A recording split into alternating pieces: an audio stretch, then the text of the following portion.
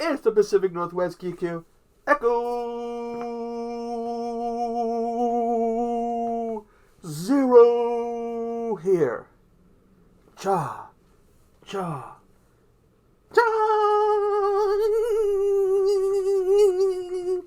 cha, cha. And I'm back with another movie for Monster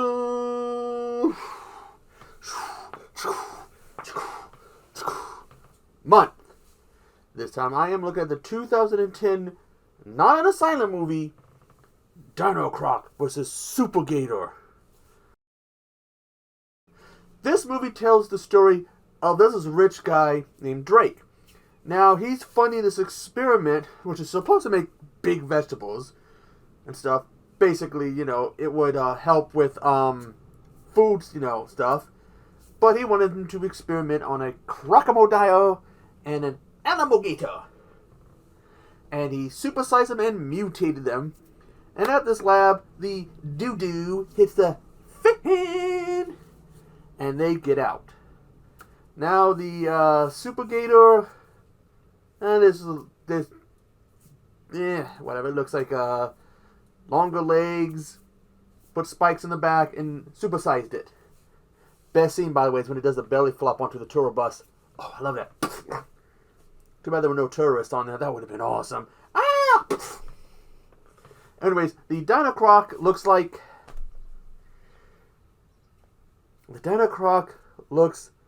what would happen if a T-Rex and a crocodile got together and meow chicka wow wow. By the way, if you picture how that would actually happen, you're sick, man. You are sick. Anyways, after they get out, eat a whole bunch of the scientists, they start terrorizing the island. Anybody that goes into the woods, they eat.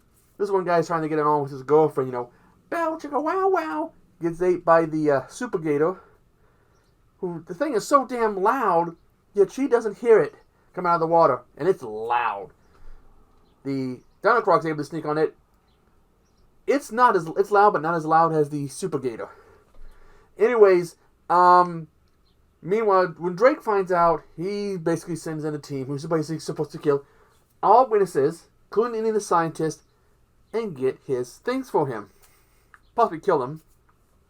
At the same time, this investigator for this government agency is looking into what's going on.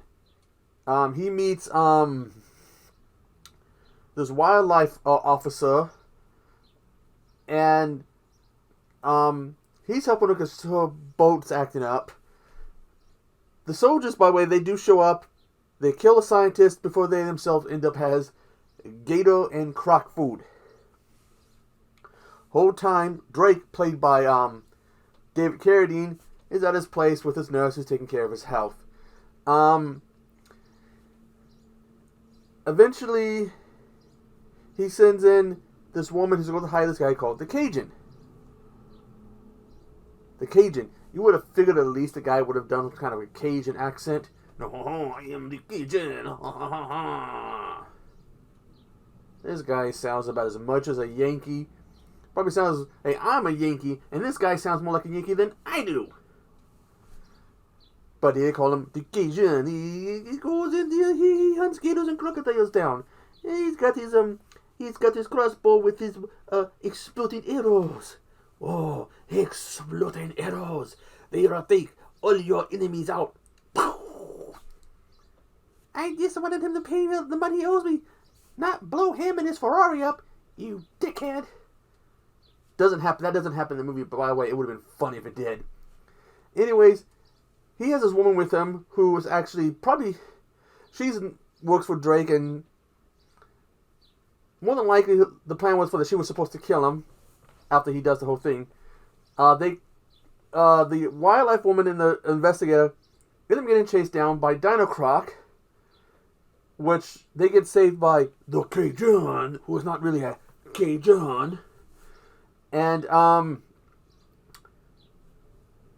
of the scientists turns out she survived. And they're able to get testimony from her. Unfortunately, after getting the testimony, Drake's one girl kills her then tries to kill the investigator, but then takes off.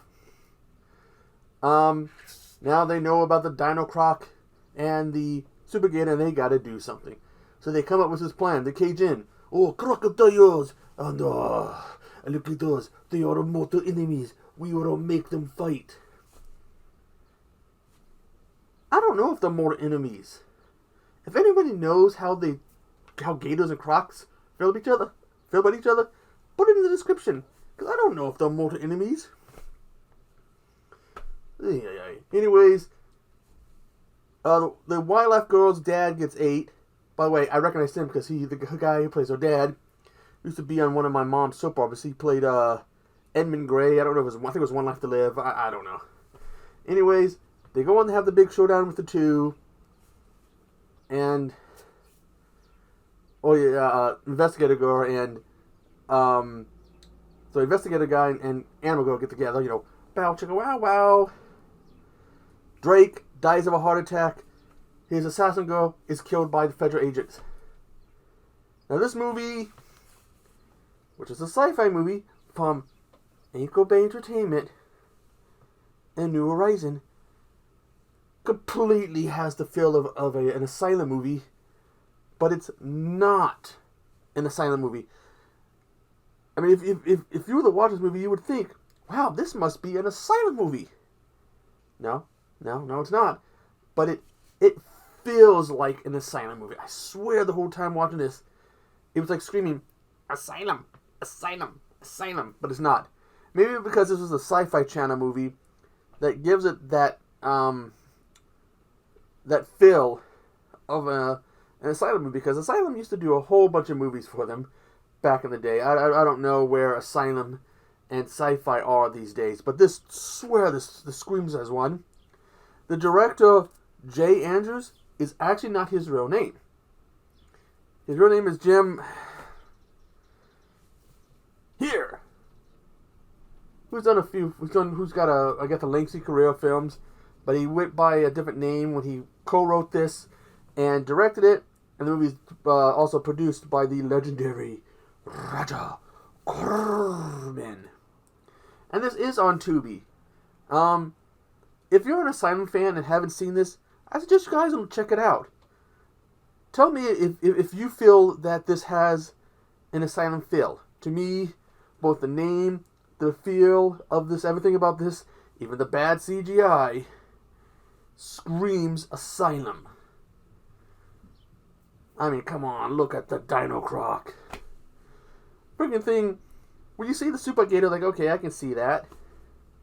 By the way, the thing runs fast as hell on land. Aren't they supposed to be slow on land? Anyways, the Supergator runs fast on land, but the Dinocroc, again, the love child of a T-Rex and a crocodile. And again, if you are picturing how that union would go, you are sick. And I know some of you are going to be thinking about, well, what's the logistics of a T-Rex and a crocodile? How will they do it? Don't think that. Don't be sick. Don't be sick. And I know there's at least one individual who will see this review and will probably picture it. And I know who you are. Because you're twisted. Just like me. Only I didn't picture the logistics of a crocodile and a T-Rex going, bow chicka wow wow. Anyways, I have got to go. Because I got some stuff I got to do. And I hope you all are enjoying Monster Month for June. And I am working on some possible ideas for July and August. We'll see. But anyways, I am the Pacific Northwest Geek here. Echo Zero. And I will see you on the flip side. Cha-cha. Hee hee hee. Toodaloo.